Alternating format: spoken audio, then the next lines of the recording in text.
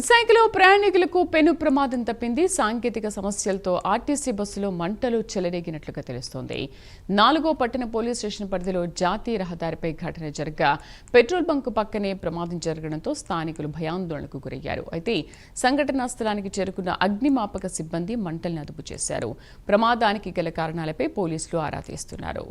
Correspondent Chandrasekhar పూర్తి సమాచారం అందిస్తారు. చంద్రశేఖర్, అసలు ఎలా జరిగింది ప్రమాదం, ఏమైంది?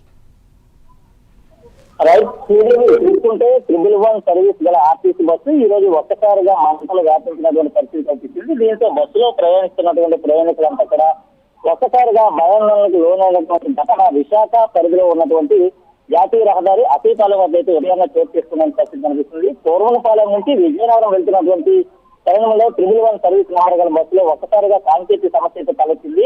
దీంతో బస్సులో ఒక్కసారిగా మంటలు చెలగావడంతో పాటు పూర్తిగా మంటలన్నీ కూడా బస్సుకి వ్యాపించినటువంటి పరిస్థితి కనిపిస్తుంది. అయితే అప్పటికే అందులో ఉన్నటువంటి ప్రయాణికులంతా కూడా కొంతమంది కిటికీల ద్వారా బయటకు దూరంగా మరి కొంతమంది అయితే బయటికి వచ్చిన పరిస్థితి కనిపిస్తుంది. అయితే ఈ ప్రమాదంలో ఎవరికి ఎలాంటి సంఘటన జరగనప్పటికీ ఎలాంటి గాయాలు కాలేనప్పటికీ బస్సు మాత్రం పూర్తిగా దగ్ధమైనటువంటి పరిస్థితి అయితే కనిపిస్తుంది. అయితే సంఘటన తెలుసుకున్నటువంటి ఫైర్ అగ్నిమాపక సంబంధించినటువంటి సిబ్బంది అంతా కూడా 2 ఫైర్ నుంచి ఆ ప్రాంతానికి చేరుకుని బస్సులో చెలరేగినటువంటి మంటలన్నింటినీ కూడా అదుపులో తీసుకొచ్చిన పరిస్థితి కనిపిస్తుంది. అయితే ముఖ్యంగా చూసుకుంటే ఏదైతే గతంలో కూడా కొన్ని బస్సు ప్రమాదాలు, కొన్ని ప్రైవేట్ బస్సు ప్రమాదాలు అయితే ఎక్కడికక్కడ చోటు చేసుకున్న పరిస్థితి కనిపిస్తుంది. గత నెలలో చూసుకుంటే అనకాపల్లి ప్రాంతంలో ప్రైవేట్ బస్సు ఒరిస్సా నుంచి హైదరాబాద్ వెళ్తున్నటువంటి నేపథ్యంలో అనకాపల్లి సమీపంలో అదుపు తప్పి బోల్తా పడినటువంటి ఘటనలో దాదాపు 24 మంది గాయాలైనటువంటి ఘటన మరొక ముందు మరలా అలాంటి ఘటన విశాఖలో చోటు చేసుకుంది. అయితే విశాఖ అతీపాలెం జాతీయ రహదారిపై ఈ రోజు బస్సులో మంటలు చెలవేయడంతో ప్రయాణికులంతా కూడా భయాందోళనకు గురి కావడంతో పాటు ఆ పక్కనే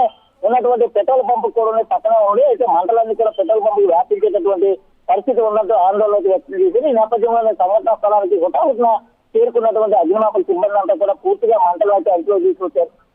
అయితే బస్సులో ప్రమాదం ఏ విధంగా జరిగిందనే దానిపై అయితే ఇంకా పోలీసులు అయితే దర్యాప్తు కొనసాగుతుంది. అయితే ప్రయాణికులు మరో బస్సులో అయితే తమ ప్రయాణాన్ని కొనసాగించినటువంటి పరిస్థితి అయితే ఏర్పడింది.